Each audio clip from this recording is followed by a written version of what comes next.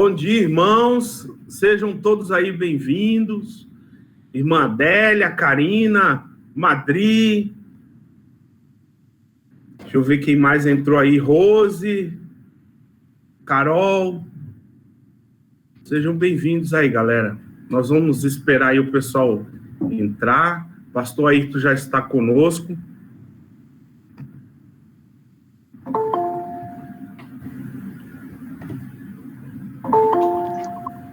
Graça e paz, pastor. Bom dia. Bom dia. Bem-vindo. Obrigado.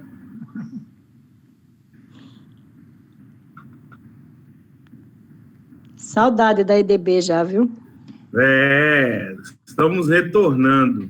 A nossa diretora já está presente, então não façam bagunça. Nossa diretora Nízia já está presente, humilhando a mim e Olá, bom dia!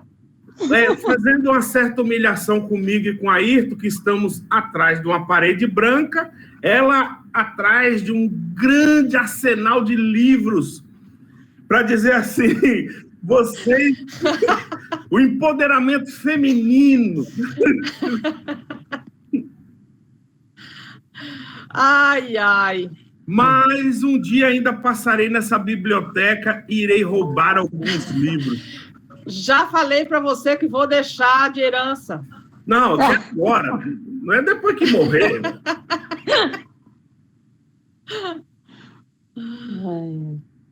Irmão Paulo, irmã Adélia, bom dia. Bom dia. Um bom domingo a todos. Ok.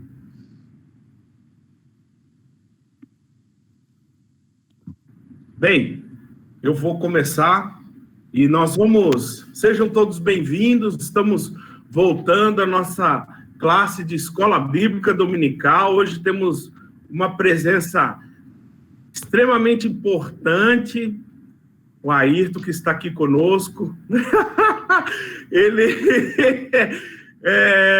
Hoje vamos ter uma aula, dando início à nossa aula de 2021, voltando a trilhar pela trilha das parábolas, e tenho certeza que, assim como o ano passado foi um caminhar muito gostoso e edificante, e o Senhor falou conosco tremendamente, né, nos ensinando através das parábolas, e aí a gente aprende que muitas vezes alguns ensinos e alguns estudos sobre parábolas eram totalmente desfocados do que realmente Jesus queria nos dizer, né?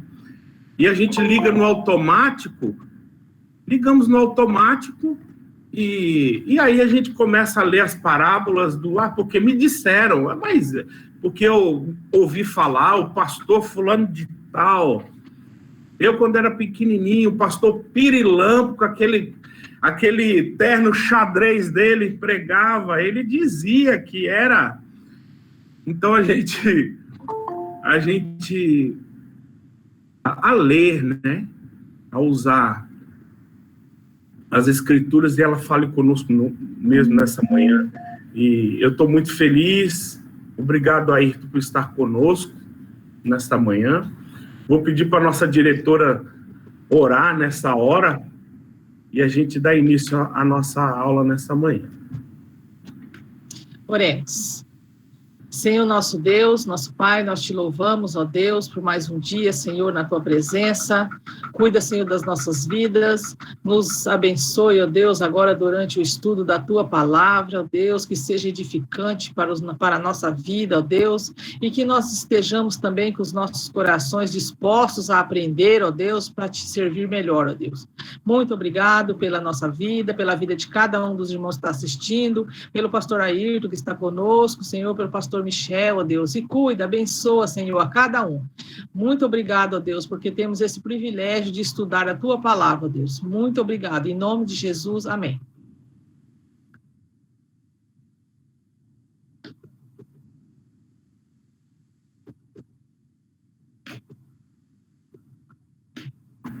Amém. Aí estou com você, e aí você faz do jeito que você quiser, conduz o grupo aí. Pessoal, O Ayrton vai estar falando, e você tiver alguma dúvida, é igual a gente tinha combinado, você abre o seu microfone, pergunta, se já quiser dizer assim, atira a pedra, dizer herege, mas fique tranquilo, aperte seu cinto que vamos decolar nessa hora. Com você. Bom dia a todos.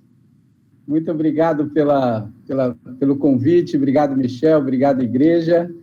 Para quem não me conhece ainda, acho que a maioria deve conhecer, mas eu sou membro aqui da Igreja Batista da Orla, em Santos. Estou pastoreando aqui há 29 anos. E eu, Cris e Adriana, minha filha, nós estamos aqui na Igreja Batista da Orla, em Santos. Já estive algumas vezes aí com vocês. A última vez, eu acho que eu participei de um encontro de casais, um tempo bem legal. E é muito bom poder ter esse momento aqui para a gente conversar. Como o Michel falou, é tudo diferente. Um momento como esse é muito melhor quando a gente está próximo, quando a gente está tendo a interação direta ali no mesmo momento, né? Sem o delay, sem os problemas da internet, sem a telinha distante. Mas, por outro lado, a gente tem algumas vantagens aqui. Quem não poderia estar presente pode estar de uma forma mais fácil e até depois dar uma olhada no material aí. Então, também há recursos importantes que a gente pode usar aqui dessa forma. Aqui na Orla a gente tem usado dessa maneira também, de terças, quartas-feiras a gente faz desse jeito no Meet, e aos domingos a gente transmite as celebrações pelo WhatsApp com vídeos já prontos. E aí no final da celebração a gente tem um momento aqui como esse para um bate-papo, que seria o nosso momento do cafezinho, né? Só que aí cada um tem o seu cafezinho onde tiver e a gente só conversa. Muito bem, como o Michel falou, se você desejar perguntar alguma coisa, é só abrir o microfone, falar, guardar alguma coisa para o final também e anotar. Eu estou marcando um tempo aqui, e aí a gente no final pode ter um momento de conversa. O papo é sobre parábolas e é um assunto bem interessante. Vocês estão usando o livro do John MacArthur aí, que o Michel já me mostrou e vai mostrar ali outra vez, olha. Do John MacArthur, eu falei, eu gosto da Cris, né? Mas tudo bem. Eu acho legal o material do John MacArthur, sim. Acompanho, leio. Ele tem muitas devocionais, né? Trabalha com muitas devocionais. Alguns autores americanos têm essa característica e são materiais bem interessantes. Eu mostrei esse livro aqui para o Michel.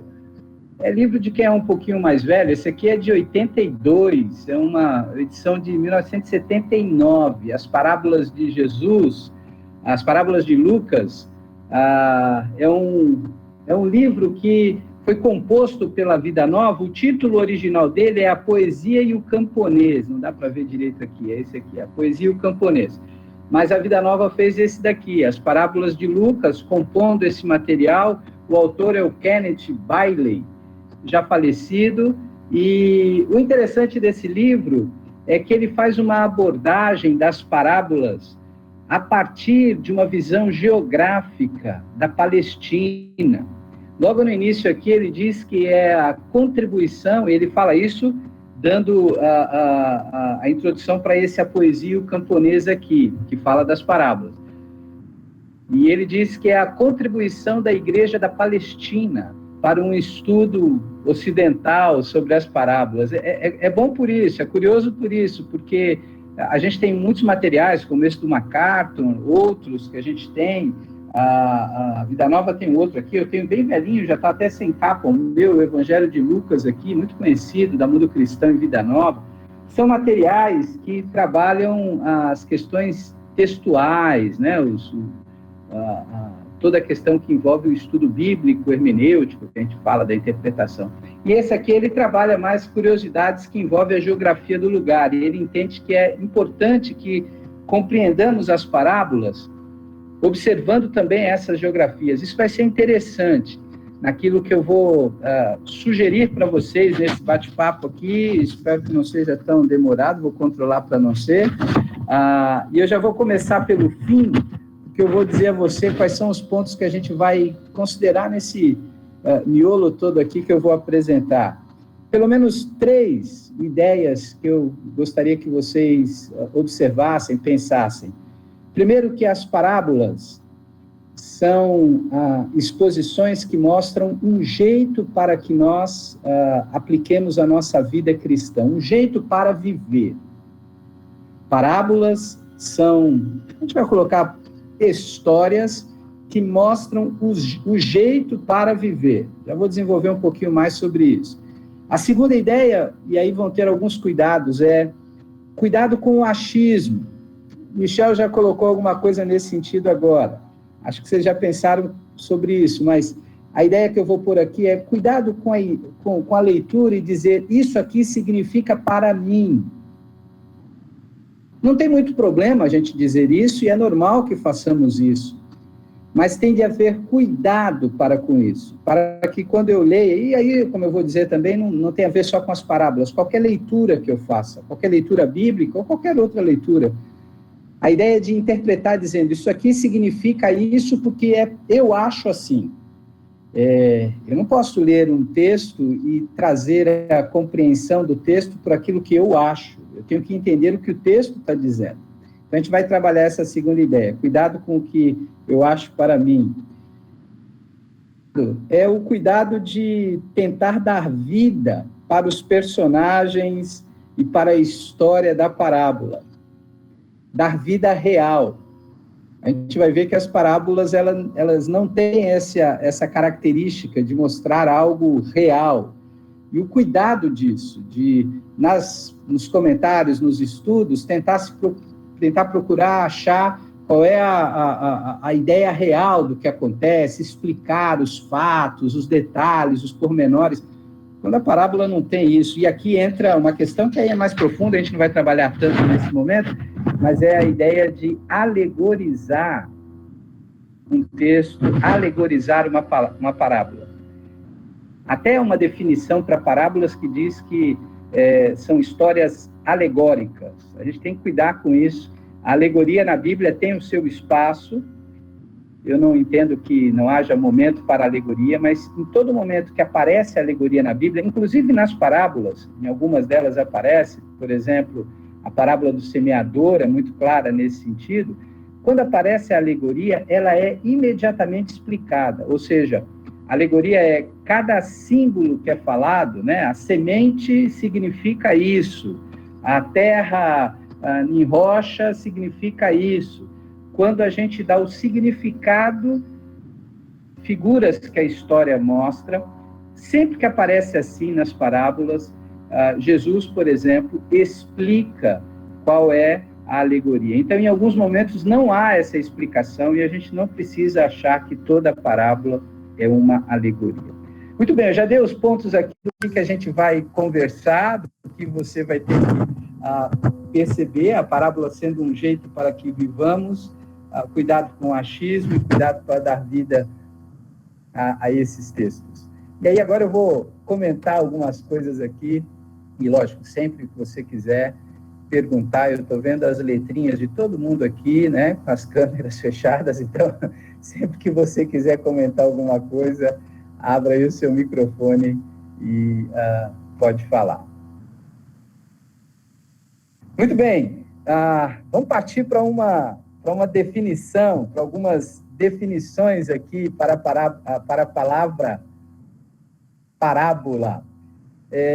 Não sei se vocês já viram isso, mas vale a lembrança sempre das definições. Primeiro, a gente tem na nossa língua, na nossa cultura, aqui no Brasil, o entendimento de que parábolas um resultado de um problema em ciências exatas. Existe uma definição para parábola em matemática, em geometria, não sei se vocês repararam isso aí, mas aquela curva que a gente vê nos gráficos, nas estatísticas, ela é chamada de parábola. E tem um jeito de você chegar até ela dentro da matemática que são com equações precisas, observando coordenadas, vértice, coeficiente positivo, negativo. Bom, eu não sei quantos de vocês aqui, mas a gente aqui em casa está em clima de vestibular, né? A Adriana fez vestibular esse mês inteiro, fez Enem. Então, a gente está em clima dessas coisas aqui, dessas conversas. Lógico, isso não tem nada a ver com a nossa parábola, as parábolas que nós vamos pensar. Eu trouxe esse exemplo da matemática porque vai nos interessar o fato de que, nas ciências exatas, uma parábola é mostrada como resultado preciso fruto de uma equação. Existe lá uma equação, e aí, quando você tira esse resultado, você acha a parábola. É um resultado preciso, como as ciências exatas são. O exemplo que eu trago aqui é porque, nas parábolas bíblicas, nós vamos ter um pouco mais de dificuldade de achar o resultado preciso. É isso que significa, é a única aproximação que tem da parábola da matemática, da geometria para as nossas, que nós vamos pensar, as parábolas bíblicas. Quando lemos a parábola bíblica, não podemos ter aquela ideia exata que a matemática traz, porque é fruto de uma equação. Muito bem, então, há outras definições na nossa língua. Por exemplo, parábola é uma comparação. Essa é uma definição importante, porque a palavra parábola, que é no grego, traz esse significado também de algo paralelo, uma comparação que é feita. E há uma definição que diz que ela é uma comparação desenvolvida em uma história curta. Parábolas de Jesus, a maioria delas são curtas, poucas têm um texto maior, por exemplo, Filho Pródigo é maior, a parábola do semeador, algumas parábolas que falam da lavoura e do servo, o mordomo fiel, são maiores, mas a maioria delas são parábolas curtas, é uma história curta com fatos de vida cotidiana que ilustram uma verdade moral e espiritual. Por isso que esse livro é interessante.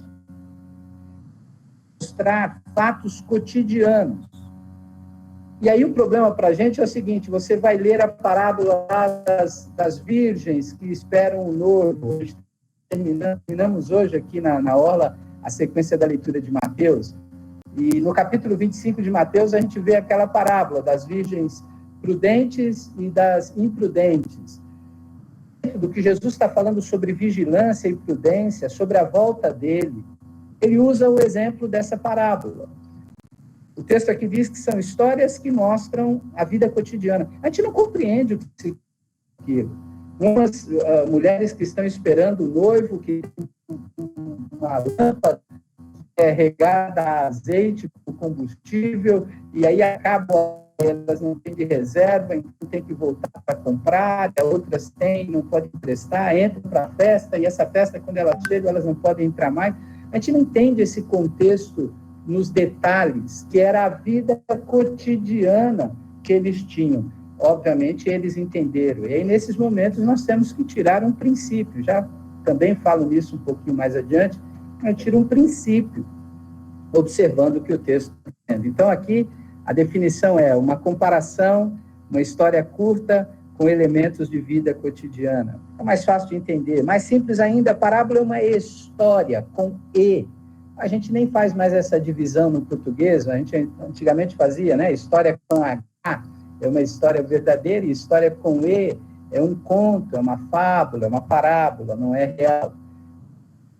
História com E para indicar que não é real e que tem uma interpretação, muitas vezes, alegórica, nem sempre, como eu já falei aqui, é uma comparação que mostra o ensino. Todo bom professor consegue expressar o ensino através das histórias. A gente vê isso na comunicação, vê isso na oratória, para que você seja um bom palestrante, um bom professor, um bom vendedor, alguém que expresse algo ao outro. Você tem que ter uma das características, é saber contar histórias. Isso é importante na oratória. E a nossa cultura tem várias histórias que servem para transmitir ensinamentos. Esse é o jeito de entender a parábola. Pensa agora num professor, num mestre, e aí ele dá um exemplo através de uma história, para ficar mais fácil a compreensão daquilo que ele está ensinando. Tem uma história conhecida que nós temos aqui no nosso universo popular aqui, que serve de exemplo, né? Aquela história do menino que cuidava das ovelhas numa aldeia pequena, e ele ficava sozinho, geralmente ali cuidando das ovelhas, era muito entediante aquilo, então ele teve uma ideia, ele começou a gritar, é o lobo, é o lobo, o lobo, o lobo. Aí o povo da aldeia correu até lá, quando chegou lá, não era nada de lobo, não tinha nada disso, e aí eles voltaram chateados, e alguns ficaram ali, conversaram um pouquinho com o menino, depois foram embora. E aí ele começou a fazer isso todo dia, no outro dia ele gritava, o lobo, o lobo, o lobo, o povo vinha correndo. Aí era mentira, voltava. No terceiro era o lobo, vinha correndo. Aí teve um dia que realmente apareceu o lobo. E aí ele gritou, desesperado, para poder ter a ajuda. Mas o povo que estava ali um pouco distante, escutou e disse, não, a gente já sabe o que é, ele está mentindo. E aí o lobo devorou as ovelhas. A história diz que ele volta então lá para a aldeia e fica chateadíssimo com os caras, dizendo, ninguém foi me ajudar, era o lobo de verdade. E aí a moral traz que um senhor fala para ele, ninguém acredita em um mentiroso, mesmo quando ele fala a verdade. Bom, quem conta uma lição dessa, está expressando um conceito moral fácil de compreender, fácil de entender, e quem ouve, aí consegue entender o que está sendo dito. A mentira é algo que não se deve ser usado, é algo que não se deve ser aplicado, não tem dificuldade de entender essa lição aqui, o risco de você ser um mentiroso. Então, para alguns estudiosos, as parábolas dos evangelhos podem ser todas as formas de linguagem de Jesus. Isso aqui é interessante. Você deve olhar aqui na Bíblia, e a gente geralmente tem os títulos, né? Os títulos não são textos originais, mas servem para facilitar a nossa acharmos o texto aqui, né? Um tipo de GPS para a gente achar um texto. Esse texto está falando sobre a parábola tal e tal. Tem um título ali. E a gente, às vezes, acha que as parábolas só são aquelas, a parábola da candeia, a parábola não sei o quê. Não. Alguns estudiosos entendem que todas as formas que Jesus utilizou para ensinar podem ser vistas como parábolas. Parábolas, um desses escreve assim, pode significar, no entendimento do judaísmo pós-bíblico, né, formas de linguagem. Parábolas, alegoria, fábulas, provérbios, comparações, enigmas, exemplos dados. Tudo isso pode estar envolvido na ideia de parábolas. E se for assim, nós vamos ter mais de 70 parábolas, 70 ensinos apresentados por Jesus. Mas talvez isso aqui não importe muito, e o que você, já com 20 minutos de bate-papo aqui, queira pensar é o seguinte, mas o interessante é saber como é que eu entendo as parábolas. Como é que a gente consegue entender as parábolas? Lógico, não dá para resolver isso tão rapidamente, mas então ficam as sugestões aqui. Baseando-se em uma parábola de Jesus em Marcos 4, é assim, a verdadeira parábola não é só uma mera ilustração, parecer uma discussão teológica ou ensino. Pelo contrário, é uma forma de experiência religiosa, no sentido de ser ou trazer uma lição que força o ouvinte a reagir. Entendeu isso? Jesus, como mestre, conta uma parábola, pensando que haja uma reação positiva àquele ensino, aquela moral que a gente aprendeu com a ideia de não ser um mentiroso depois que a gente ouviu a história. É isso que a parábola e todas elas vão significar, um jeito de viver. Jesus, então, fala, entendendo que parábola é muito mais do que somente essas histórias, mas quando Jesus ensina, ele está desafiando quem ouve a mudar o jeito de viver. Então, a gente ouve as palavras de Jesus e fica atento em dizer o que é que eu tenho que aprender aqui para viver desse jeito. Parábola, então, significaria isso. E aqui o ponto que nos alcança de maneira importante, Uma parábola é um ensino que mostra um jeito para viver de acordo com aquele tema. E nesse sentido, a parábola não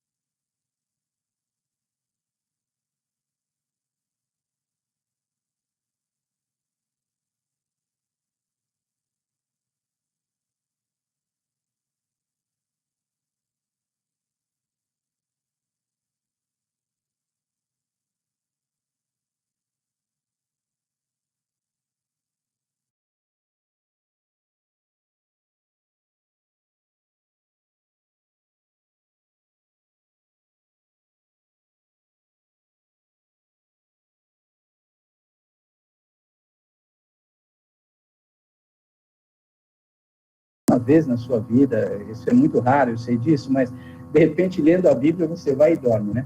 Ou então orando, você vai e dorme. Aí aquele pastor estava lendo a Bíblia e ele dormiu com a Bíblia aqui assim no peito. Bom, quando ele acordou de manhã, tá lá o rabino em pé, se arrumando, e ele com aquela Bíblia aberta no peito, ele falou, ai, que vergonha e tal. Aí ele deu um jeito de, ele foi acordando, bom dia, tal. Puxa, ontem eu estava tão cansado, eu comecei a ler a Bíblia aqui para fazer a minha devocional, peguei no sono e dormi. Aí o rabino vira para ele e fala assim, vocês cristãos são muito, muito estranhos. Vocês leem a Bíblia e dormem. Nós lemos a Bíblia e perdemos o sono. Você sabe o que esse rabino quis dizer, não é? A Bíblia não serve para eu ler e dormir. É assim que eu estou dizendo a respeito, e esses autores estão dizendo a respeito das parábolas. Ela tem que mexer comigo. Eu tenho que ler esse texto e tenho que mudar a minha atitude. Essa deve ser uma das maneiras de encararmos as parábolas. Mais que histórias bonitinhas que têm a ver com entretenimento, mas mudar a influência, o meu jeito de ser, meu jeito de pensar e agir. Isso devia acontecer com aquelas pessoas que ouviam as parábolas de Jesus naqueles momentos. Ser com a gente quando a gente lê, mesmo com toda a dificuldade da distância, em algumas vezes, que a gente vê desses textos também.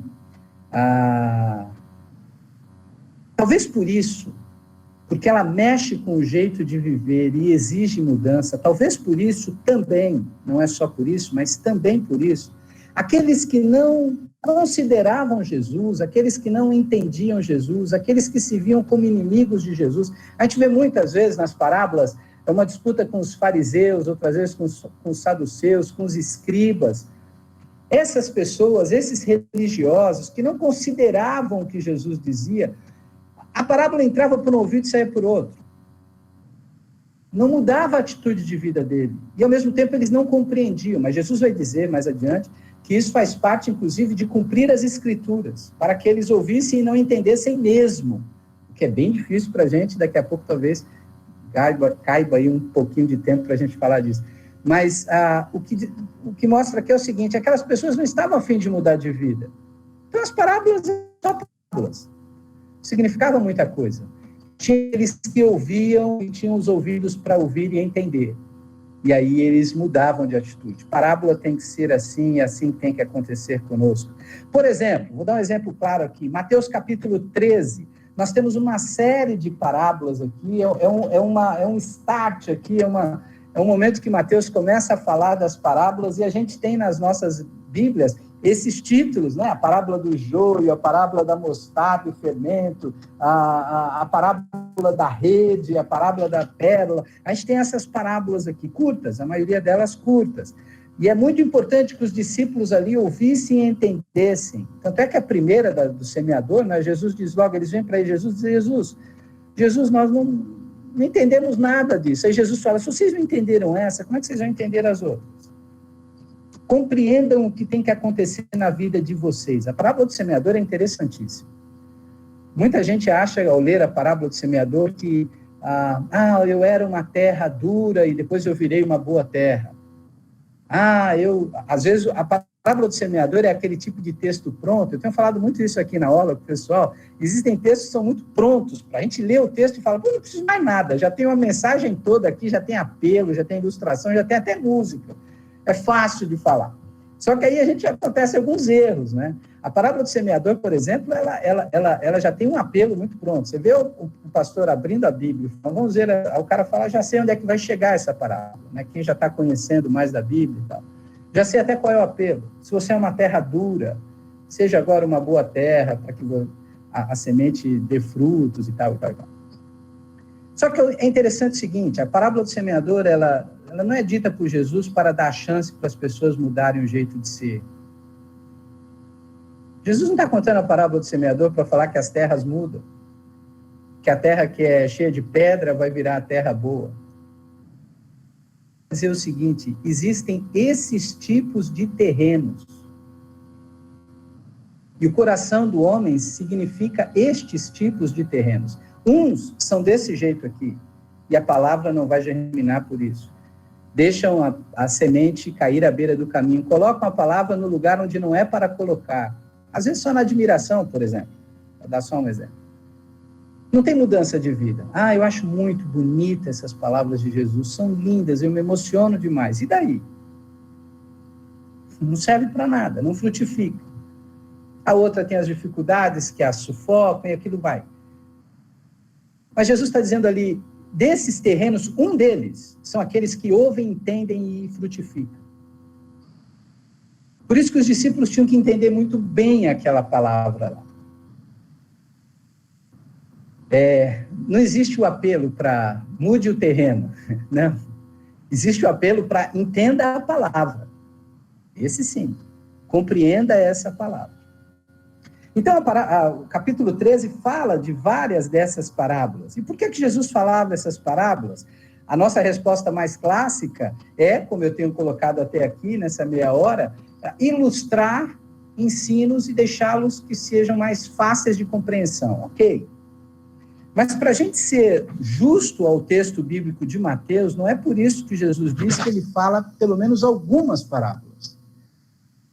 Ele diz que ele fala essas parábolas no texto de Mateus para aqueles que não o conheciam, não queriam conhecê-lo e não davam ouvidos a eles, estes não viessem a crer. É cumprimento de uma profecia isso. Acaba sendo um enigma para alguns que não estão a fim de levar Cristo a sério. E não algo que facilite. Lógico, para nós, sempre são histórias que facilitam, porque a gente está olhando para trás. Já aconteceu toda a revelação de Cristo, até a sua ressurreição e ser assunto aos céus. Agora é o seu retorno, isso está para frente. Então a gente olha as parábolas e realmente fica mais fácil de compreender muita coisa, porque a gente tem a pintura toda pronta. Eles, naquele momento que ouviam as parábolas, não tinham essa pintura toda pronta, nem os discípulos tinham. Não queriam compreendê-lo, também não iriam entender. De certa forma, hoje, isso também acontece. Muitos que ouvem não compreendem, e essas parábolas nem ajudam para que isso aconteça. E nesse exemplo aqui de Mateus 13, o que eu destaco aqui para vocês é aquilo que Jesus fala na parábola da rede. Dá uma olhadinha aí nessa parábola da rede que o Senhor Jesus conta. A gente, às vezes, também tem uma certa dificuldade com essa parábola, porque a comparação que Jesus mostra aqui é de que o evangelho é como sendo essa rede, o reino dos céus, que ele fala, né? É como uma rede que é lançada no mar e arrasta muitos peixes e tal. E aí a gente confunde, às vezes, algumas histórias bíblicas e diz, não, Jesus disse que nós temos que lançar as redes, então a gente tem que lançar a rede, e quando a gente lançar a rede, a gente vai trazer todos aqueles que vão crer e ser salvos e tal. Se a gente confundir isso, fica ruim, porque a parábola da rede não é para isso. Se você notar, a parábola da rede tem a seguinte lição: o mais importante não é você estar na rede. O mais importante é você ir para o cesto. É por isso que Jesus contou a parábola. Que o reino dos céus vai ser ouvido, a mensagem desse reino é ouvida, é atendida de alguma forma, com alguma expectativa, com algum interesse, muitas vezes por interesse mesmo, de querer ganhar algo. Então, arrasta muitos nessa rede. Estes serão separados, e uns serão lançados no cesto, de volta para o mar, porque não servem. A explicação é, nem todos aqueles que ouvem entendem aquilo que a palavra de Deus diz. Não basta só se enroscar na rede do evangelho, tem que ter uma vida aprovada, tem que ter uma mudança de vida. Tem muita gente que tem a vida enroscada no evangelho. Enroscada, vem junto com a família, vem junto com a esposa, vem junto com os pais, vem junto com os amigos, vem junto com o interesse de ganhar alguma coisa, no que acha bonito, se enrosca, mas não tem uma vida transformada, com arrependimento, com mudança de vida e com crescimento. Vai ser jogado no mar de volta. E o texto mostra a separação no dia do juízo eterno. Então, a parábola é um ensino que mostra o jeito que temos que viver, de acordo com o tema que ela apresenta, e não só uma história bonitinha. Mais dois probleminhas aqui que precisamos encarar quando lemos ou estudamos as parábolas. Um é os meus achismos, como eu já disse aqui. Na realidade, esse problema deve ser cuidado em qualquer leitura. Podemos traduzir isso para aquele grande desejo de mostrar que entendemos. Michel abre a Bíblia lá, lê a parábola e diz assim, então, irmãos, vamos ver essa parábola, e você, por já ter mais de um mês de vida cristã, você diz, bom, eu preciso dizer alguma coisa aqui, eu entendi. E aí esse afã de dizer que eu entendo pode trazer a ideia de eu dizer o que eu acho somente. E isso tem que ser um cuidado. E aí, os textos correm o risco de virarem só um ditado popular para colocar no para-choque do caminhão as coisas. Geralmente, quando olhamos os textos bíblicos com esses óculos do que eu acho, que isso diz para mim, né? Olha, esse texto aqui diz isso para mim. É muito comum a gente ouvir isso, né? Geralmente, nós temos a tendência de ver melhor as coisas para o nosso lado. Por exemplo, Deus é fiel. O que significa isso? Eu não sei se todo mundo lembra um versículo que diz que Deus é fiel. De cara, assim. Qual é o versículo na Bíblia que diz que Deus é fiel? Na Bíblia. Não, tudo bem. Diz um aí. Acho que deve ter nos Salmos, deve ter em algum lugar aí. Mas Deus é fiel. Então, o que isso significa? Isso para muita gente significa tanta coisa. Significa, por exemplo, eu bater um pênalti e a bola entrar. E aí eu saio e digo, Deus é fiel! Mas será que é esse o sentido que o texto bíblico está mostrando? Que Deus é fiel?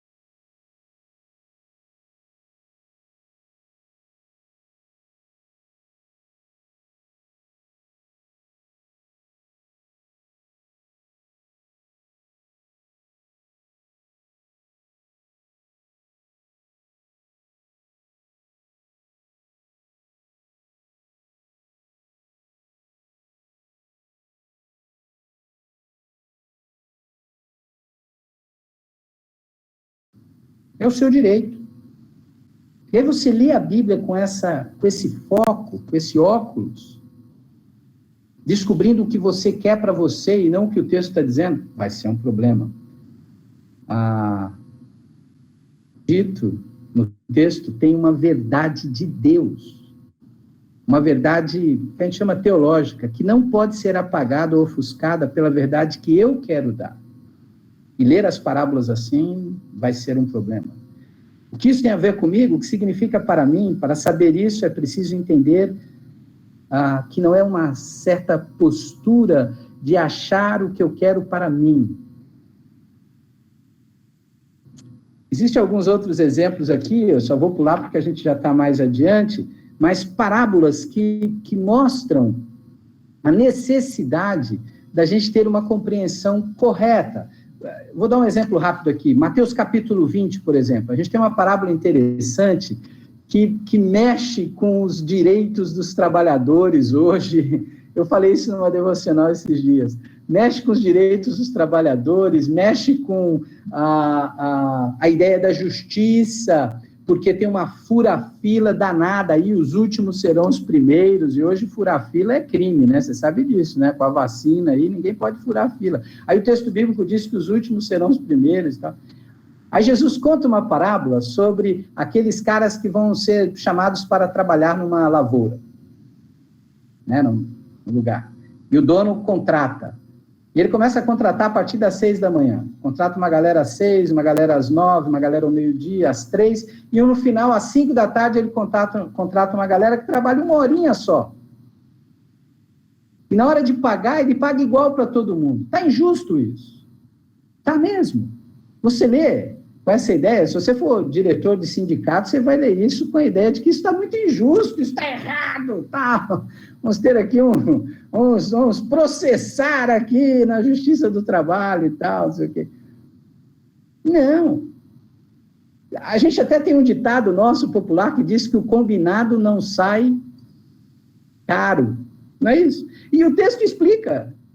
Dentro da parábola, que não é real, mas dentro da parábola explica isso. O dono diz, escuta, o dinheiro é meu. Vocês estão preocupados porque eu estou sendo mais generoso? Eu não combinei com você que eu ia te pagar isso? Então está aqui, está pago. Qual o problema?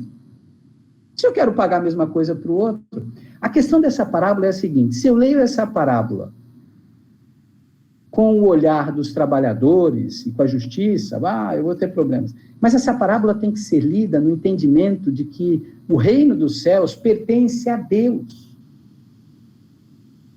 E Ele é gracioso. Com quem Ele quiser ser, a hora que Ele quiser ser. O perigo de ler essa parábola com um olhar esquisito é a ideia de você chegar à conclusão de, quer dizer que esse irmão com 108 anos, que saiu hoje para ir no drive-thru da vacina e recebeu um folheto e entendeu a Cristo hoje, com 108 anos, ele encontrou o céu da mesma forma que eu, que aceitei a Cristo com 9 anos de idade na EBF, lá da PIB de Bertioga. Inteira, até os meus 60 anos hoje aqui, vivendo a vida cristã, com um monte de coisa de santificação e tal, tendo que ter uma vida correta. Quer dizer que ele vai ter a mesma vida eterna que eu? Se eu soubesse disso. Eu ia viver minha vida do jeito que eu teria mais liberdade por muito tempo. E aí, quando eu chegasse nos meus 60 anos, eu aceitava Cristo também, tudo jóia, ia receber o salário. Bom, se eu ler a parábola com essa ideia, você vai dizer, tá certo, é desse jeito aí que tem que ser mesmo. Mas a questão é a seguinte, é bom lembrar que esse texto, esta fala de Jesus, não parte da lógica de quem trabalha e ganha o salário, mas apresenta a lógica de quem chama, escolhe, convoca, a lógica do dono do lugar, que contrata os trabalhadores, que vai buscá-los, e ele chama quem quer, a hora que quer, e dá a recompensa que é dele. Jesus está falando da bondade de Deus e da sua graça, e não da esperteza do homem, ociosos. Porque essa esperteza humana, esse jeitinho humano, sempre é revelado diante de Deus e sempre vai dar mal. Jesus está ensinando sobre graça. E a gente tem que compreender isso quando lê um texto. As historinhas que eu falei, ou as histórias que eu falei, de Mateus 25, aquelas que a gente às vezes não compreende direito, elas precisam ser lidas na facilidade de observar um princípio a ser vivido. De novo, não é o que eu acho. Jesus ali está falando sobre vigilância e prudência. Então, a história das virgens, dos trabalhadores que têm de esperar o Senhor voltar e tal, é ser e olhar com a ideia da vigilância e da prudência. Para mim, e eu já volto para amarrar isso tudo aqui, porque já falei demais.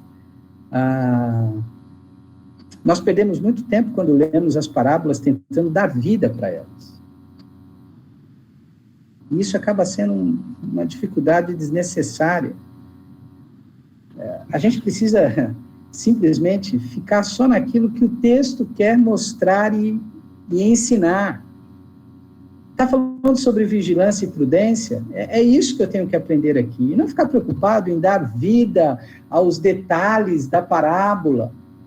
Aquelas mensagens que o cara começa a explicar todo detalhe do que a parábola está querendo dizer, como se realmente fosse real aquela história. Uma história dessa, que se torna real para quem ouve, é a do filho pródigo, né? Nada com uma vida tão grande. E nem sempre as pessoas se atentam o que significa mesmo aquela parábola. Jesus está falando do cara que é de Israel, o filho mais velho, e do gentil e publicano, eu e você, do filho mais novo. E está falando de novo da graça de Deus. A parábola do filho pródigo já traz um problema de cara para a gente, que é a palavrinha pródigo. Todo mundo sabe da parábola do filho pródigo. Se eu pedisse aqui, eu quero que você agora conte em 30 segundos a parábola do filho pródigo, todos nós contaríamos. E se a gente falar isso para uma igreja lotada com 1000 pessoas, a maioria vai contar. Eu lembro que uma vez na Orla, muitos anos atrás, a gente tinha um momento com as crianças, e aí eu fazia algumas perguntas e ganhava o chocolate no final, né? E eles vinham, sentavam lá na frente comigo e a gente tinha esse momento. E aí naquele dia a gente assistiu um desenho de 5 minutos do filho pródigo. E eu falei, vocês vão prestar atenção porque eu vou fazer 3 perguntas no final. Quem acertar, os meninos, as meninas, vão ganhar aqui a caixa de bombom. Ah, beleza.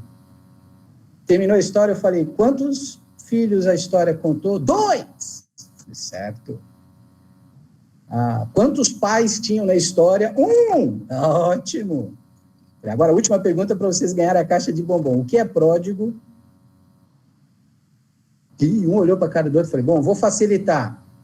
Vocês vão poder levantar agora e procurar ajuda. Fala com o pai, fala com a tia, corre, você tem 1 minuto. Foi um tal de nego levantar para ir para o banheiro naquela hora que eu não entendi, sabe? Os pais dizendo, não, agora não. O que é pródigo? Esbanjador, gastador. É a parábola de um filho esbanjador. Estava esbanjando a graça, mas que foi achado de novo, porque a graça não é gasta por nós, ela é dada por Deus. E é muito interessante essa história. Mas tem muita gente que dá muita vida para ela, sem entender o que realmente o texto quer dizer. Eu já falei demais, quase 50 minutos. A vantagem aqui desse encontro é que você pode estar aí dormindo com a câmera fechada e só dando a presença. Não, eu sei que está todo mundo prestando atenção. Bom, deixa eu repetir aqui só os pontinhos que eu já falei no início. Primeiro, que uma história para a gente dormir. Parábola mostra um jeito para viver. São as palavras de Jesus que desafiam a nossa maneira de viver. Tem que ter transformação. Os caras ouviam a parábola e não saíam dali dizendo, ai, que historinha bonitinha, acho que eu vou fazer um quadro pintando essa história. Parábolas e tinham aqueles que entendiam, tinham o desafio de mudar de vida. Essa era a ideia. explicávamos. Parábola tem que ter o cuidado para que eu não ache aquilo que eu quero achar só por mim. O que é para mim. Cuidado com ler a Bíblia desse jeito. Eu tenho que entender que o texto bíblico tem uma verdade que é de Deus, uma revelação de Deus, e não para mim. Tem gente que lê o texto bíblico e Deus, isso significa isso. E como se Deus dissesse, que legal que você achou isso. Bonitinho também. Eu tive um professor em sociologia, quando eu fiz uma matéria lá em São Paulo, de comunicação, que ele era um cara bacaníssimo, um mestre. E ele sentava com a gente, novos ali, alunos de 2º ano de comunicação social, e ele fazia uma aula em roda. Algumas coisas sobre sociologia, e sempre tinha um pessoal que saía falando rápido, né? E às vezes falar rápido a gente se quebra, né? Mas ele nunca dizia que o cara pisava na bola. Ele sempre dizia assim, louvável, sua palavra é louvável. Mas aí ele explicava outra coisa. Não pensa que o texto bíblico é assim. Que Deus vai dizer, bonitinho o que você falou. Tudo bem, vai, eu vou deixar você achar que é isso. Não. Quem tem ouvidos, ouça o que o Espírito diz e não o que eu acho. Então, cuidado com os achismos. E a terceira ideia é cuidado para dar vida aos personagens das parábolas. São histórias que ilustram princípios de vida que têm que ser vividos. Então, entenda a natureza que são as parábolas, essas comparações. Parábola, dentro do seu contexto, leia com atenção e não com aquela preguiça ou cansaço do pastor que vai ler e dormir com a Bíblia no peito. Não faça isso. Leia com atenção. Lembre que estamos em outra cultura. Lembre-se disso. Estamos em outro momento. Saiba fazer algumas diferenças. Destaque o ponto parábola e descarte aquilo que não é essencial.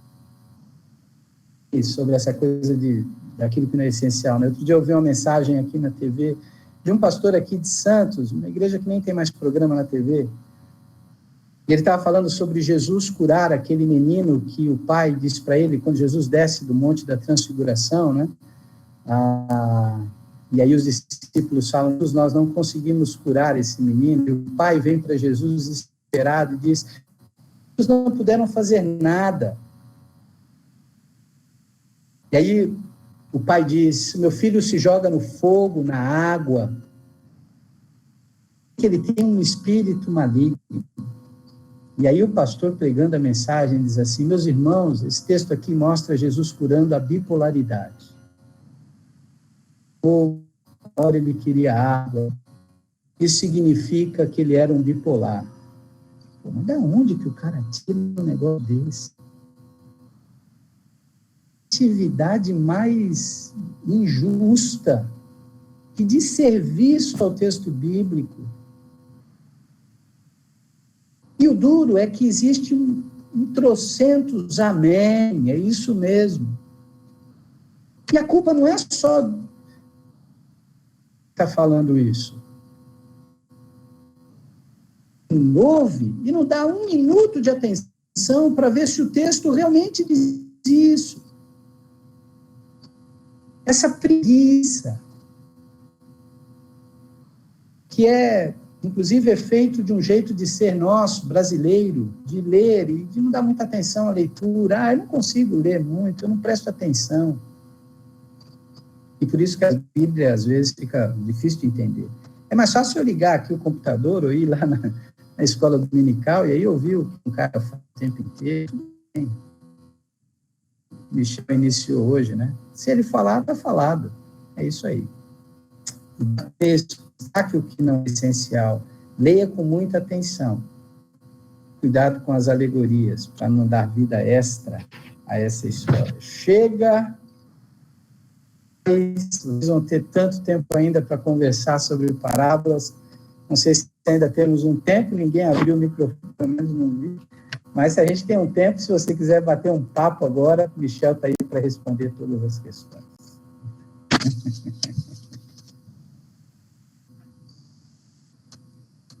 Digam aí, vou desligar o meu aqui, quem quiser falar, o Michel conduzir aí, com vocês. Uma bênção, glória a Deus. Aprendi muito.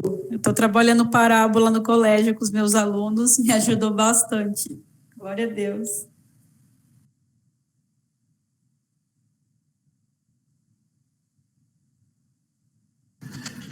Alguém quer fazer? Ela está trabalhando com parábola. Ela está trabalhando com parábolas na escola. Você vê que a parábola é um estilo, é uma forma de linguagem que nós temos, que nós usamos, que é muito comum para nós. Reforça o ensino a ser dado.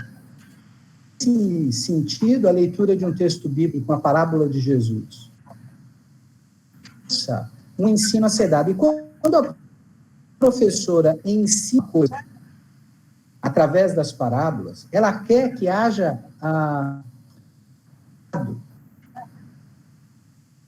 no sentido bíblico, que haja mudança nas nossas vidas.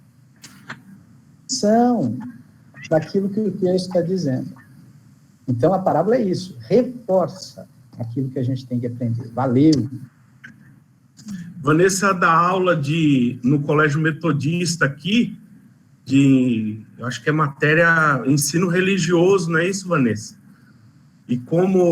Isso, pastor. E como a metodista ainda tem uma visão assim de que não pode falar explicitamente, então ela tem usado a estratégia de trabalhar as parábolas para fazer esse reforço da doutrina cristã, né? Eu acho que é isso, né, Vanessa? É isso mesmo, mas também tá nos livros, né, do 3º ano, do 5º ano, aí as parábolas, elas estão lá, mas abriu bastante, assim, os olhos, né, para entender algumas coisas, porque eu como professora de conto, história, parábola, é muito difícil eu não conseguir, tipo, dar uma vidinha no personagem, falar, por exemplo, se você fosse aquele pastor, né, que está procurando por aquela ovelha, como que você ficaria, né, como é que você se sentiria, já pensou, onde será que está a sua ovelha? Então, assim, eu costumo dar muita vida para os personagens das parábolas, né, mas foi bem, acrescentou muito na minha vida. Deixa eu contar uma historinha sobre essa daqui da parábola da ovelha que eu lembrei agora, acho que é interessante. Eu estava falando num acampamento e aí tinha o caseiro lá do lugar, né, o senhor que cuidava do lugar, uma pessoa muito bacana e tal, ele acompanhava à noite os encontros lá com a igreja. Logo a gente já percebeu, ele tomava uns 3 ou 4 a mais, assim, né, no final do dia e tal, e ficava um pouquinho mais... E aí, eu estava num dia lá falando, a gente percebeu, ele estava um pouquinho alterado ali, mas estava lá. E aí eu estava contando a história da parábola, dei um exemplo, né, da parábola da ovelha perdida aí. E aí eu contei da seguinte forma, né, o pastor e tal, cuidando das ovelhas, tal, as 100 ovelhas, uma perdeu, você sabe aí e tal. E aí ela foi distante, aí eu... dei isso que a Vanessa falou agora, né? Criei essa cena toda com mais detalhes, o pastor procurando, eu enfiei um cachorro lá, que era o cachorro do pastor, e aí ele procurando, latindo de longe, achou ovelha, aí o pastor vai com toda dificuldade, passa por espinhos e tal, e aí ele chega no lugar e a ovelha está assim num penhasco, pendurada, assim, quase caindo, e aí ele vai com toda a dificuldade, com todo o risco, começa a garoar e tal, eu criei assim um monte de coisa, né? E aí tá difícil dele escorregando nas pedras, ele chega bem pertinho da ovelha, e quando ele consegue segurar na patinha da ovelha, ela escorrega, e aí ela cai, né? Ela cai, se enfia nas pedras embaixo, pontiagudas, assim, aí a tripa dela, sai toda assim, e tinha umas hienas perto, a hiena já veio morder a cara da ovelha, assim, já arrancou toda a cara da ovelha e tal, e já matou a ovelha.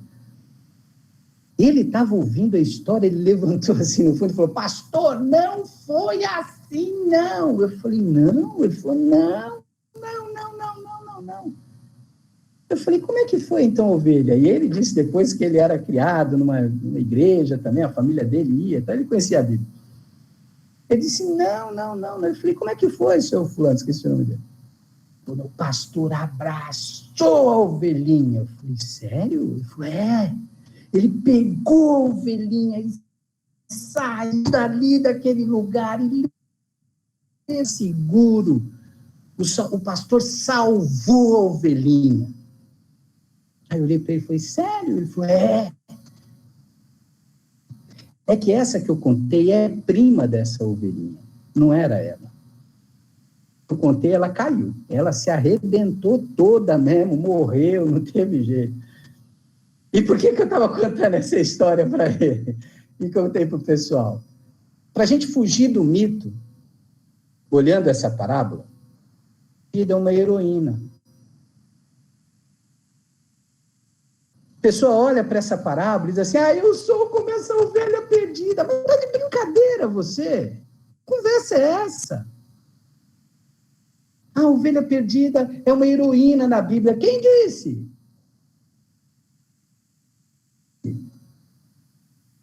Nós, como perdidos, somos heróis. Nós só somos resgatados pela misericórdia. Deus, a gente é safado. Não merecia. E tem quem olha a história da ovelha perdida dizendo, todo mundo tem que ser como uma ovelha perdida. Para com isso, você tem que ser como aquelas 99 que ficaram lá. E nem aparece nas histórias e nem na música. A 77ª, que estava tomando água no aprisco, no lugar seguro, é lá que você tem que ficar. E não ser a ideia de você ser a ovelha perdida. Que conversa é essa? Cria-se esses mitos, valores, personagens das parábolas que eles não precisam ter. Não é bem assim a história, não. Valeu.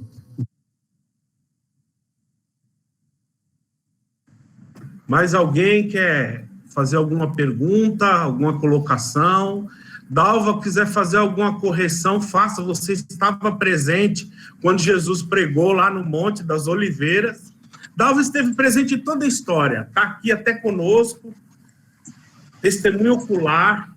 Quem... Olha a risada. Mexer comigo, né, pastor? Bom dia a todos vocês aí. Palavra maravilhosa, viu, pastor? Obrigada. Vivendo e aprendendo. Dalva foi professora de escola bíblica do Dilean. Fui. Ele até hoje tem trauma da ovelhinha, porque ele queria ser o pastor e ela não deixava. Bom dia a todos, graças a Deus. Então, pastor, muito obrigado pelas palavras aí. O pastor Michel já esteve falando nas outras escolas, né, sobre alegorias e parábolas, né? E eu tenho dificuldade entre essas duas coisas aí. E eu quero agradecer porque, assim, a cada dia que a gente pega uma passagem dessa aí, a gente vem conhecendo mais, vem aprendendo mais. E eu tenho só a agradecer. Maravilhoso, eu gostei bastante. Porque entre alegorias e parábolas, a gente tem que...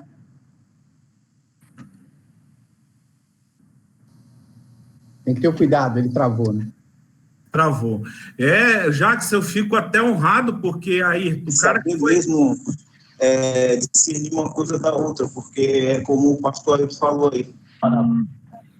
Eu falar. Eu gostei da vida do pastor Michel, que sempre também a vida do pastor aí também, que veio clarear também mais a ideia. Acho que é o celular do Jackson. Amém.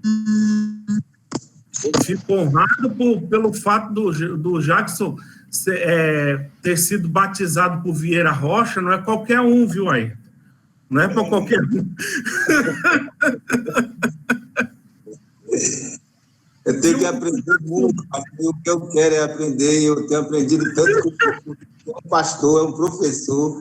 Nossa, rapaz, você sabe que o que é maravilhoso a gente estar sempre ouvindo pessoas assim, com esse apreço que tem pela palavra, e abre a cabeça da gente, põe lá dentro, assim, sabe? Isso é maravilhoso. Eu tô muito alegre de estar aqui nesse momento, ouvindo tanto o pastor Ailton e das vezes também que o senhor já passou para a gente aí. Eu quero aprender muito mais. Obrigado, pastor. O que o Jackson falou, e eu quero falar até para o Ayrton comentar um pouco, é que o Ayrton, uma vez, me pôs numa crise existencial. Numa das suas aulas, quando ele pega João 10, um clássico, quem foi aluno do Ayrton? Ele descortina, ele destrói toda aquela nossa bagagem de infância, que o diabo vem roubar, matar e destruir.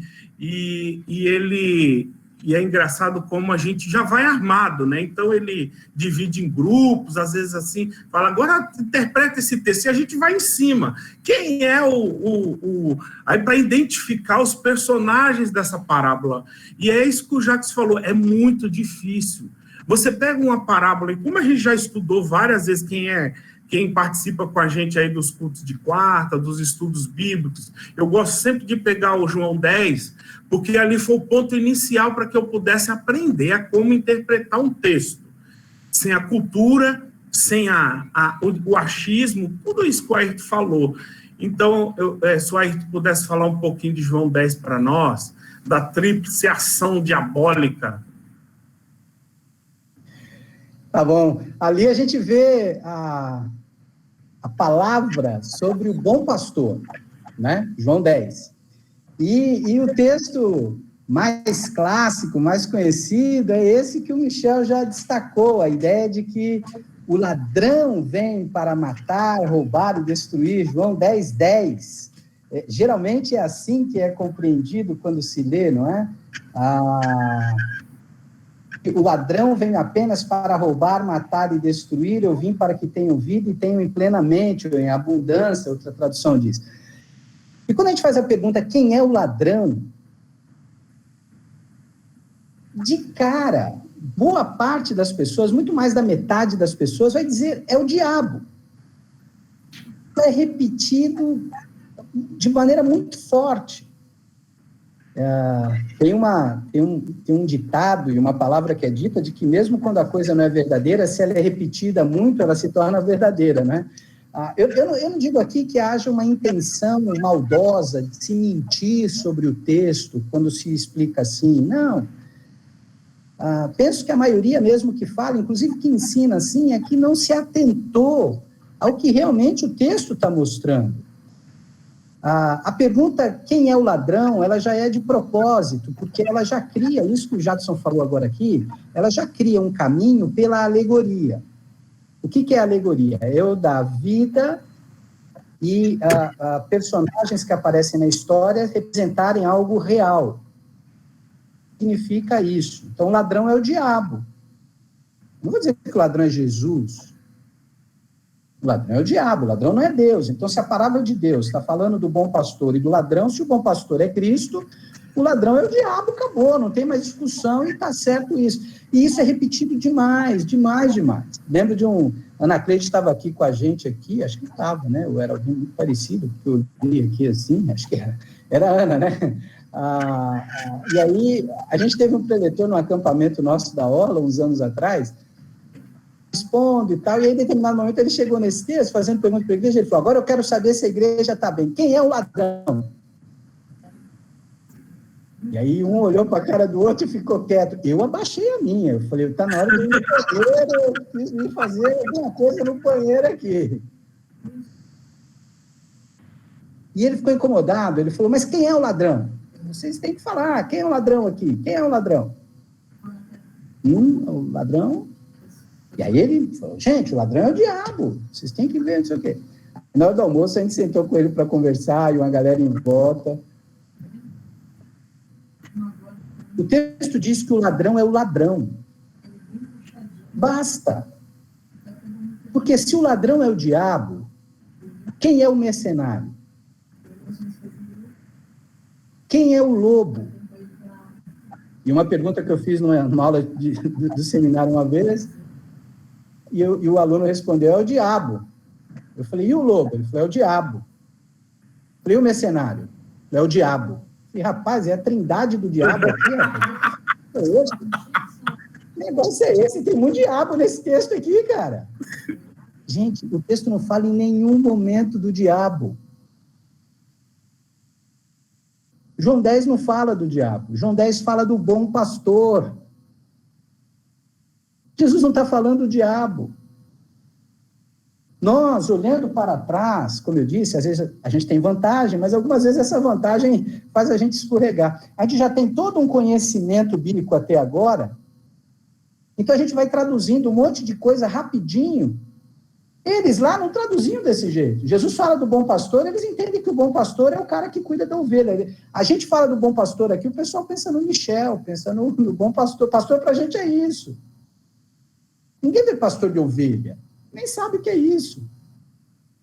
E aí quando fala do ladrão lá, e quem é o ladrão, era o ladrão de ovelhas. E nós aqui já entendemos logo que é o diabo, que veio matar, roubar e destruir. Dá-se um poder ao diabo aqui de uma forma. Gente, se o diabo tem esse poder de matar, a gente está enrolado. Como é que é isso? Ah, você está dizendo que o diabo é boa coisa? Mas lógico que não é, ele foi expulso do céu. Eu quero ter amizade com ele, lá ele, que nem dizia minha avó. Mas o texto aqui está dizendo que o ladrão é o ladrão. Todos os que vieram antes dele, ele chega a dizer. De cuidar para não dar uma vida a um texto, ou a um personagem do texto, quando ele não tem. O texto tem vida própria. Vou dar um outro exemplo aqui, que eu falava nas aulas também, acho que dá um tempinho ainda. Dá ainda, Michel? Dá para falar um pouquinho? Por exemplo, a gente vê aquele texto de Pedro andando sobre as águas. Não é bem uma parábola, né? É uma situação real que acontece, mas só para dar esse exemplo. E aí a pergunta que se faz é, por que Pedro afundou?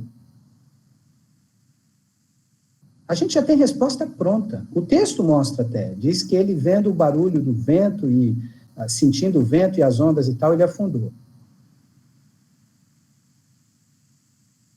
Por que o Pedro afunda?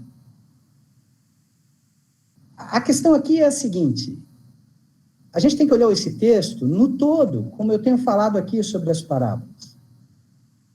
Jesus, ele está lá em cima de um monte, chorando, cansado, depois de um dia que ele teve uma notícia terrível, que foi a morte de João Batista. Ele está triste, ele quis ficar sozinho, a multidão foi atrás dele, foi aquele dia que ele multiplicou os pães também. A multidão, manda embora os discípulos e fala, agora eu vou ficar no meu retiro particular, sozinho, eu preciso disso. Aí os discípulos estão enfrentando alta madrugada, diz o texto da NVI, talvez umas 4 da manhã, 3, 4 da manhã, enfrentando uma tempestade na reviravolta que deu aquele lago, aquele mar da Galileia. O texto diz que Jesus vê essa dificuldade. Por que Jesus não acalmou as ondas e a tempestade ali? Ele já estava orando, era só engatar a oração ali, Senhor Deus, te peço nesse momento que o Senhor acalme a tempestade. Ou então ele dá ordem, assim que ele fez, tempestade para, ondas para. Por que ele não fez isso lá do monte?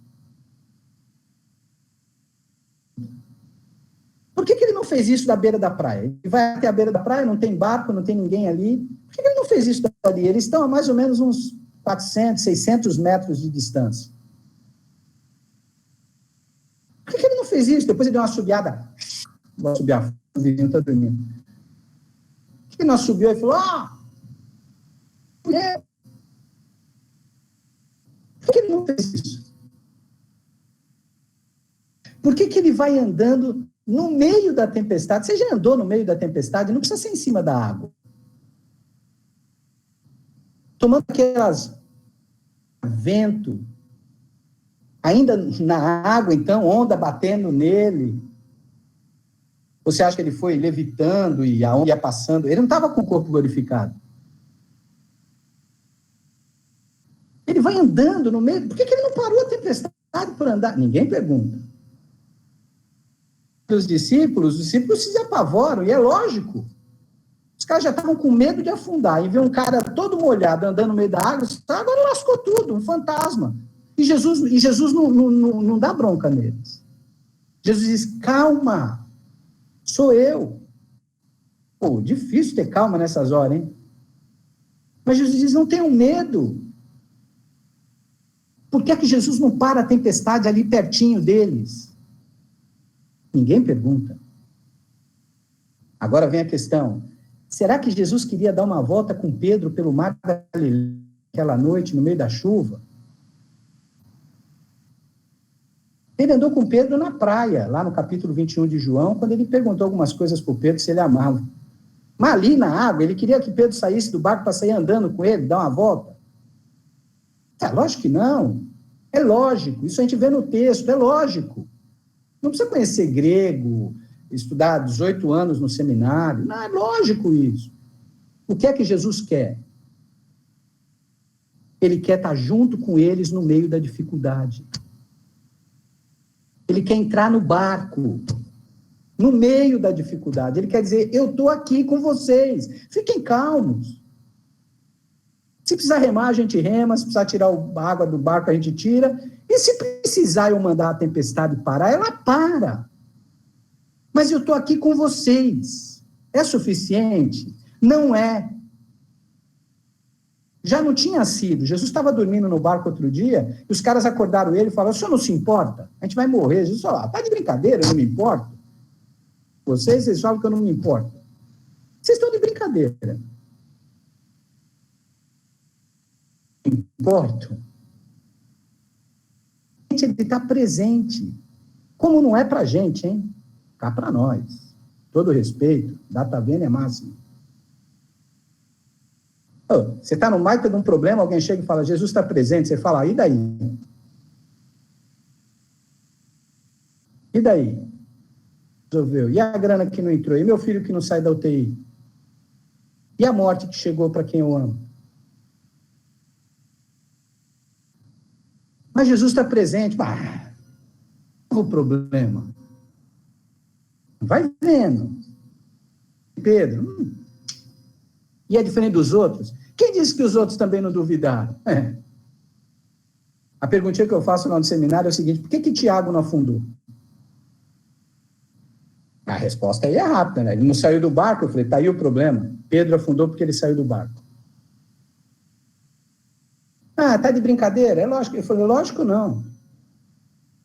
Para ele, vem. Eu gosto desse texto. O texto diz, aí o pessoal lê, a gente lê junto, o texto diz, Pedro fala, se és tu que está vindo andando, manda eu ir até aí. Aí a gente lê o texto. E como é que a gente lê o texto? Vem. Aí eu falo, sei lá. E se foi assim, vem, significa outra coisa. Significa, você está duvidando que sou eu, né?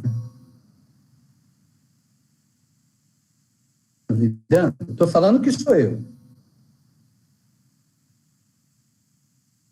Porque ele duvida de Jesus. Ótimo, é isso que o texto diz. Jesus fala isso. Por que você duvidou? Olha quanta coisa a gente vê no texto, gente. Quando ele duvidou? Sentiu o vento, quando ele viu a onda. Sim. E quando mais? Ele duvidou quando ele estava lá dentro do barco. E Jesus falou, sou eu, não tenho medo. E ele disse, eu só acredito se o Senhor mandar eu ir aí. Tem hora que a gente faz desse jeito. Tem hora que a gente faz desse jeito. O problema da dúvida aconteceu antes. É claro que aconteceu. E os outros duvidaram igualzinho. Porque Jesus, quando entrou no barco, falou, você não tem fé. Ele disse para todos eles. Quando eles adoraram a Jesus, dizendo, que maravilha, o Senhor resolveu o problema nosso. Ele falou, vocês têm uma fé minúscula. Todos vocês. Percebe? O texto, ele traz uma composição, que se a gente, assim, em 8 minutos que eu falei aqui desse, se a gente começa a pensar, e eu não estou dizendo que eu estou falando o mais certo, só eu tenho razão, não. A questão única que eu coloco é, leia com mais atenção. Não, o texto não diz que ele é o diabo. Então, diz que é o que o texto não diz. O texto diz que ele duvidou do barco. Jesus não queria. E os caras lá no barco iam ficar como? Iam afundar.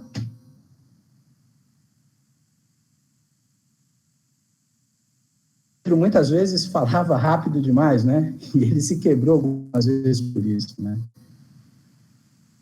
Prometo. Rápido. A gente perdeu uma perspectiva importante de ter os sentidos. Outra perspectiva que eu falei esses dias nas nossas devocionais também aqui. Da volta de Jesus. Isso a gente tem que estar vigilante e prudente. Custe o que custar. A gente hoje dá mais vazão a canções como Hoje o meu milagre do que Maranata, ora vem Senhor Jesus. Nada contra os milagres. Nada contra os milagres. Nada contra os milagres. Sem milagres a gente está lascado. Crer em Deus significa crer em milagres. Nós precisamos crer em milagres. O problema é que se dá uma ênfase muito grande de que a minha fé só é fé se o milagre acontecer. E aí o mais importante não é Deus, é o milagre. E não é desse jeito que tem que ser. Então eu tenho que aprender a compreender o texto e a revelação, dando valor, significado. As coisas simples. Milagres para Jesus, por exemplo, sempre foram simples. Qual foi o milagre difícil que Jesus fez? Nenhum. Ele mandou um cara sair de dentro do túmulo, 3 dias depois, os caras falaram, Jesus, tudo bem, a gente acredita no Senhor, a gente é amigo do Senhor, aqui não tem fariseu, não tem saduceu, todo mundo aqui ama o Senhor, Maria, Marta, estão lá com Jesus, mas parece que ele chega para Jesus e fala, Jesus, agora menos um pouquinho, ele já está enterrado há 3 dias. Já está fedendo, não vai ser legal. Eu sei que o senhor está emocionado, o senhor gostava dele, mas já foi, ele está com Deus, está tudo bem. E Jesus diz, tira a pedra. Pô, será que vocês querem que eu mande que a pedra saia também? Tira a pedra. Ô Lázaro, agora sai. Pronto. Tem um autor que disse que o mais complicado não foi Jesus ressuscitar Lázaro. Foi Lázaro sair todo enfaixado, que nem eles saíam, que nem eles faziam com aquelas múmias da época, né? Não é que o Lázaro saiu dali todo, assim, né? As faixas todas no corpo dele, acho que o pano saiu todo, e aí ele saiu. Mas não tem milagre difícil para Jesus. Para os discípulos, quando ele diz, vocês têm uma fé muito pequena, vocês só acreditam porque vocês veem as coisas. Diferente da gente? Fala sério. E ele diz, o mais importante é a minha presença. Eis que estarei convosco todos os dias. O texto diz, eis que estarei fazendo milagres todos os dias.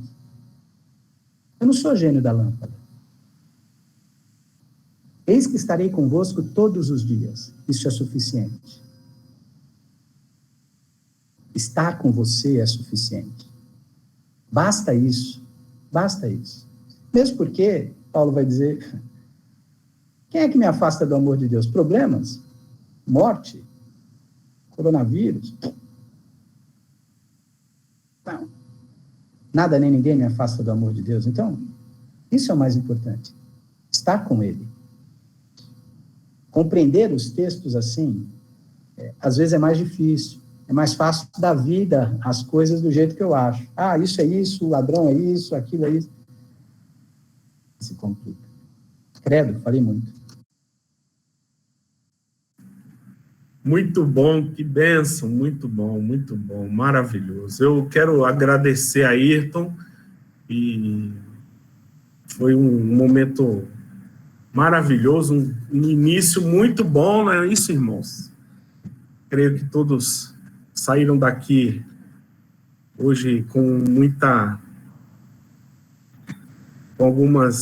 algumas definições sobre aquilo que o Senhor é para nós no dia da tempestade, né? Bem, não tem nenhuma pergunta no chat e eu acho que os irmãos encerrou, que eu acho que o povo está com fome. Alguns já devem estar colocando aí a carne já na churrasqueira. E muito bom. Ayrton, obrigado. Obrigado aí pela sua generosidade nessa manhã com a gente, de conseguir fazer a gente entender coisas tão ricas e tão profundas, né? Numa simplicidade. Eu sempre admiro isso em você. Muito obrigado. Muito obrigado. E quero aproveitar e agradecer a Deus pela sua vida, na minha vida, no meu ministério. E as suas aulas foram muito mais do que aulas de teologia, aulas de encontro com o Senhor, e que você fez com que a gente aprendesse a ler as Escrituras. Obrigado. Deus abençoe, irmãos. Vamos orar. Pai, obrigado, Senhor. Obrigado por essa manhã. Obrigado porque o Senhor não nos deixa só no dia da tribulação. Obrigado porque o Senhor está presente conosco. Obrigado pela instrumentalidade do teu servo, que o Senhor tenha abençoado a vida do Ayrton, para abençoar as nossas vidas. Que manhã maravilhosa, que bom estar aqui nessa manhã. Tu venha abençoar a sua vida, o seu ministério, a sua família. E obrigado pela vida dos meus irmãos que aqui estão, dedicando esse tempo para aprender a tua palavra.